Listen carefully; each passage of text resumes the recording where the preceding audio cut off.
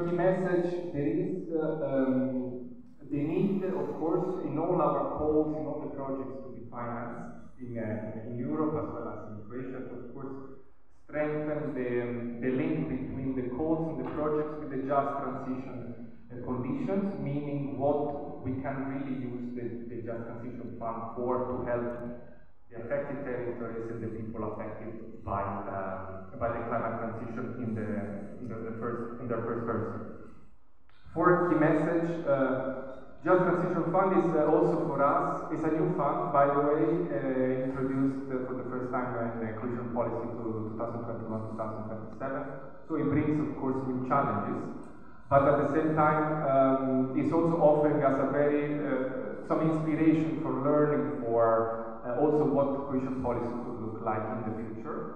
We have some key terminology here, like place-based approach, partnership principle, multi-level governance, which I would like to touch upon very quickly later. And then finally, as Latina actually first presented, we don't only want to support you with nice words, but we also put in place a lot of technical assistance for you to take advantage of.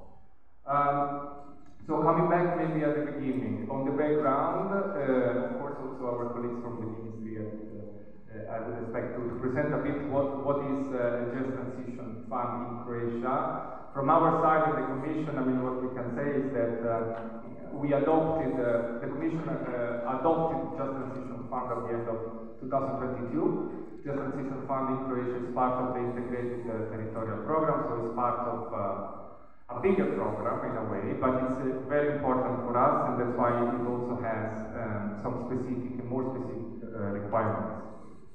The second point is, of course, at this point we all know the selection of the two just transition regions in Croatia is Sisak-Moslavina and Istria for the greenhouse gas emissions and the impact on the jobs. I think this has always been our starting point for negotiating the investments, and now also working on the calls and the projects. Now, I would like to maybe to go a bit more in depth about the 5 key messages quickly. So the first one is about the need to speed up implementation. This is, as I said, is a common message that we make, but it's also important to remember that together with the Ministry we have approved the selection criteria. Well, the Commission observes, but the Monitoring Committee approves the selection criteria for JTF at the end of 2023. So work has been done. The selection criteria in general, so horizontal selection criteria are already there, which is a very good step and a very good basis for our work forward. So all these investments, the Just Transition Fund investments, were programmed as part of the Integrated Territorial Program. So the framework is there. It's a public document. I'm sure all of you are very aware of this public document and can look at it. But at the same time, of course, now we are at the point of implementing it, and we all know that there are some also specific deadlines that apply at European as well as Croatian level. So the overall message is we need to speed up all together, and we need to find ways to cooperate with each other to basically spend this money in a meaningful way. In more specific terms, I mean, we are also monitoring the situation and how, for example, the preparation of the calls is going.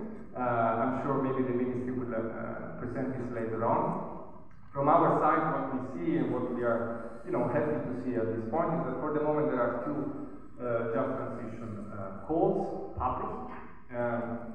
This amounts to around 30 million, which represents 17% of the overall JTF allocation to Croatia, which amounts to 185 million.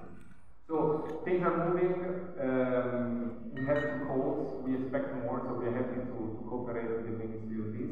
Of course, we need to be faster, not to risk to lose this money. At the same time, there has also been already some pre-financing, so the Commission has already paid Croatia, this is a good news, for 7 different reasons, of 57 million, and this has the objective also to support and then speed up the implementation even more. I mean, this is the overall rationale for already paying this money.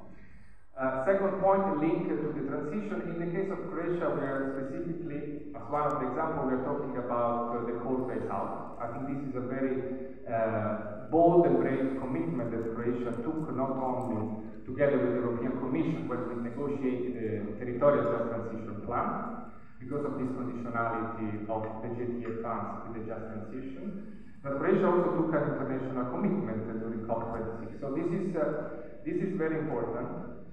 And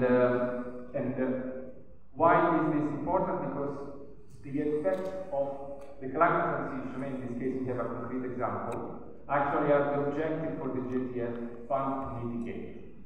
So things will happen on the ground, territories will be affected, people could potentially, their job could potentially be at risk.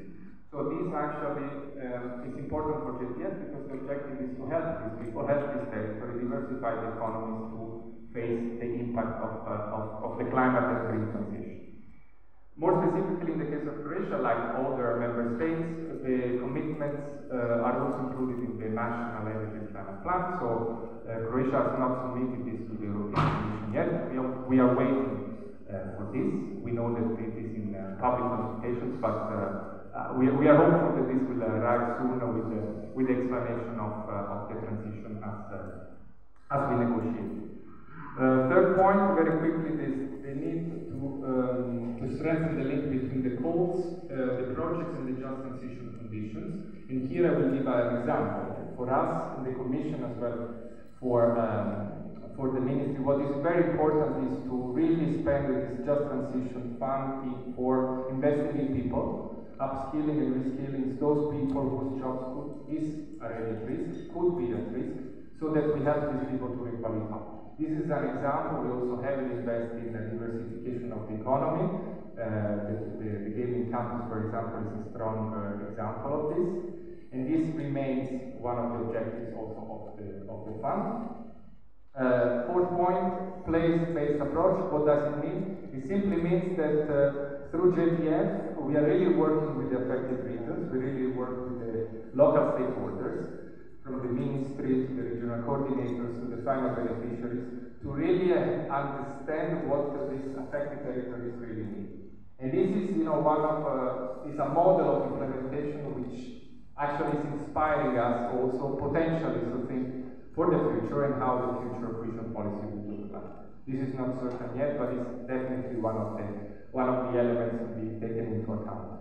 Finally, JTF TA initiatives. Today we are part of one. There are more. Croatia is making good use, not only from the ministry side, but also from the regional coordinators.